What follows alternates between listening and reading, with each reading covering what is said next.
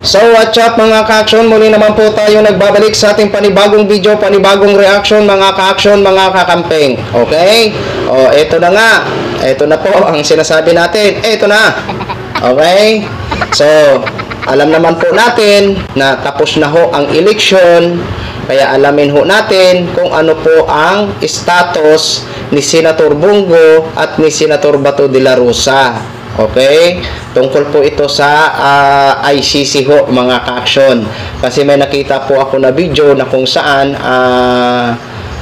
may pagpapaliwanag ito si Attorney Cristina Conti ho mga ka-action, mga kakampeng. Ayon dito sa caption ng video, ICC Assistant to Counsel Attorney Cristina Conti, walang kinikilalang immunity ang ICC, kaya legally pwedeng arestuhin si Senator Ronald Bato de la Rosa. Agoy. Agoy. Okay? Ito ho mga ka-action, mga kakampeng. Kasi kailangan ho natin ng update. Okay? Kaya gusto ko lang ho na i-share sa inyo ito. Kailan papasok dito sila Senator Bato at Senator Bongo sa usapin na ito na nabanggit po daw ninyo, ma'am, na hindi malayo na magkaroon na po ng arrest warrant unang-una kay Senator Bato. Tama, ililinaw ko yun. Ako, mas kampante ako na talagang si Senator Bato ay may role at co-conspirator dito sa kaso ni Duterte. Ang clarification ko lang kay Bongo, because I do not have the evidence against him, ano ang role niya or gaano siya mapagpasya. Kasi kung nautusan lang siyang magbigay ng bayad, parang utusan lang siya. Pero kung siya rin yung sinabihan na, o ikaw na bahala kung magkano ibibigay. Kung meron siyang role dun sa kumbaga nag-isip kung paano i-partition yung pera. Pag namatay, mag 20 mil. Pag hindi namatay or huli lang, ganito ba? So, depende sa kanyang role na gano'n. Pero si Bato at posibleng Bongo at posibleng yung iba pa ay considered as co-conspirators, indirect co-conspirators ni Rodrigo Duterte. At si Bato de la Rosa, malamang sa malamang ay malapit ng makitaan na siya ay isa sa mga most responsible. Tayo nga, day one pa lang, alam na natin na isa yan sa pinaka-responsable. Siya yung pumirma ng Tokhang Memorandum. Pirma niya. Naku, si Bato talaga. Excuse.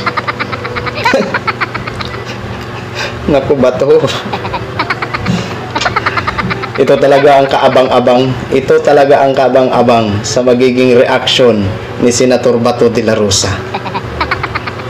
Enjoy lang muna, Senate Bato de la Rosa. Enjoy ka muna. Ano yung nakalagay doon? Dito po sa mga respondents nga, paano ho ba yan? Maaga pa lang po ba talaga doon sa complaint ng mga biktima dito ay meron ng inilista na supposed to be mga respondents sa kaso at doon kasama na po ang pangalan ni Senator Bato? Medyo tama. Kasi hindi talaga complaint yung sinasampa o kumbaga hindi kami nagrereklamo sa ganitong mga tao. Communication. Kaya ang nagdetermina kung sino ang mga kumbaga respondent o sino yung mga responsible, prosecutor mismo.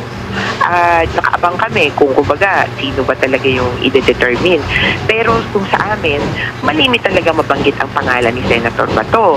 At in fact, nakuha namin yung ganong feeling na nako, talagang kasama si Bato dahil nung nag-request na magbukas ng investigation itong Office of the Prosecutor, 3 pangalan lang ang binanggit: Duterte, De La Rosa, Albayalde, with a view to looking at the responsibilities or participation of other police officers or other persons. Sabi nga nila sa police, hanggang mid-level dun sa hierarchy. Ang tingin namin, ito yung mga tipong district, region, hanggang ganyang level, titingnan nila kung anong responsibilidad. Kasi kung ang siste, kung ang tanong sa investigation, who is most responsible, kailangan alam nila who are responsible bago salain. Okay. At, pero, primera pa nabanggit na yung 3 pangalan. Kaya, sa amin, si Senator De La Rosa talaga is on the in the line of fire, kumbaga. Ang sitwasyon natin ngayon ay si former president ay tinurn over, no? Ano man po, depende kung nasaan kang panig yan. Sabi po nila kinidnap, no? Sabi po naman ng gobyerno, hindi. Sila nakipagtulungan lamang sa Interpol. But basically po, yan, nangyari na yan. Nandun na nga ngayon sa dahig, naka-confine, no? Si dating Pangulong Duterte. In the case of Senator Bato, maglabas man po ng arrest warrant yan, the same procedure ang mangyayari dyan. Supposed to be, di ba? Dadaan pa rin sa Interpol at dapat makipagtulungan ang Marcos administration. Di ba, ma'am? Yes. Okay, sige. Kung anong nangyari noon, Yes. ganun din Dapat. Nangyari ang halalan. Di po ba ngayon, as you observe, no, si Senator Bongo, si Senator Bato, ang boto po naman talaga, meaning, ang laki po ng mandate nila. Ang sinasabi nga po ngayon ng iba ay ito'y palatandaan, protest ito sa ginawa ng Marcos administration kay dating Pangulong Duterte. Opo. At ito po ay ito rin po ay senyales nga, no, na kung ano ang ating makikita in the days to come, particularly hindi may tatanggi itong 2028 elections. Ngayon, ma'am, sa tingin ho, ano ho ang inyong basa dito? Kung sakasakali pong magkaroon ng arrest warrant laban kay Senator Bato de la Rosa, gawin pa kaya ito ng Marcos administration? Dahil mukhang sinasabi ho ng iba, ang nangyari po, backfire sa gobyerno po ni Marcos. Well, ang hirap sabihin politically kasi pagpapasya yan ng Marcos administration. Pero legally, may basihan para kunin sila. And in fact, walang kinikilala ang ICC na immunity of any sort, even presidential immunity. Kahit presidente ka, hindi yan balakid para kasuhan ka and eventually hulihin ka. Yung paghuli, yun yung may political consideration. At sabi na natin, klaro, na may mandato Senator Bato at saka si Bongo and all other senators na nanalo.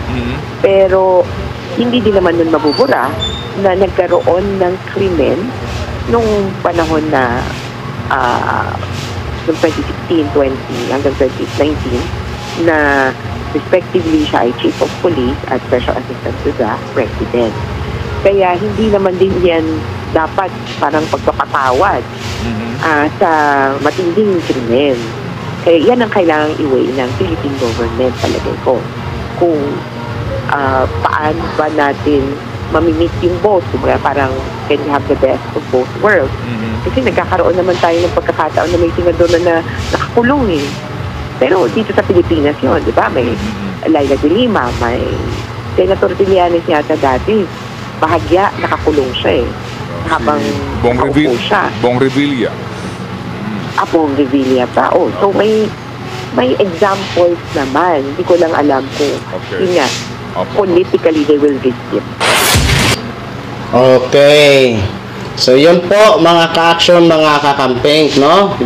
Kung hindi ako nagkakamali, yan po siguro ang latest update ni Attorney Cristina Ponte, correct me if I'm wrong, matapos nga po ang eleksyon. Okay?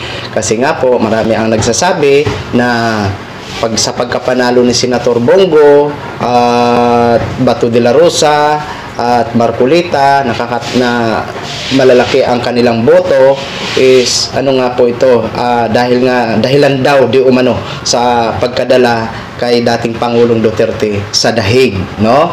But ano pa man, maghihintay ho tayo kung ano po ang susunod na mga maaaring mangyari dito sa sitwasyon ni Senator Bato de la Rosa at Senator Bongo. Mahirap naman po na mag-una-una tayo na hindi pa naman tayo sigurado. So yun lang po mga ka-action, mga kakamping no, share ko lang ho sa inyo. Maraming salamat po sa ating mga viewers Luzon, Visayas at Mindanao all over the world. Ako po ang inyong lingkod, si The Action Man. Have a good day, everyone. Beautiful.